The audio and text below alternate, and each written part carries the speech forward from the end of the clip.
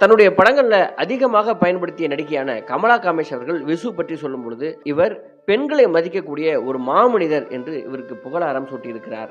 விசுவின் நாடகங்களை கமலா காமேஷை தொடர்ந்து பயன்படுத்தினதுனால தான் இயக்குனர் பாரதிராஜா அவர்கள் அலைகள் ஓய்வதில்லை படத்தில் நடிப்பதற்கு அழைத்தாராம். விசு எப்பொழுதும் பெண்களை உயர்வாக பார்த்தே பழகியவர் அப்படின்னு சொல்றாங்க.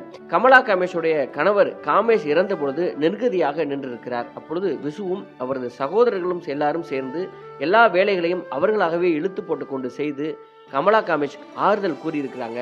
இயக்குனர் SP முத்துராமன் அவர்கள் விசு பற்றி சொல்லும் பொழுது, தயாரிப்பாளர் மணி என்னிடம் ஒரு நாடகம் பார்க்க வேண்டும் என்று ஒரு நாள் கூறினார். குடும்பம் ஒரு கதம்பம் என்ற நாடகம் நன்றாக இருக்கிறது, நீங்க அதை பார்த்து விட்டு ஒப்புதல் அளித்தால் அதையே படமாக்கலாம் என்று சொல்ல SP முத்துராமன் அந்த நாடகத்தை பார்க்க சென்றிருக்கிறார். SP முத்துராமனுக்கு அந்த நாடகம் மிகவும் பிடித்திருந்திருக்கிறது.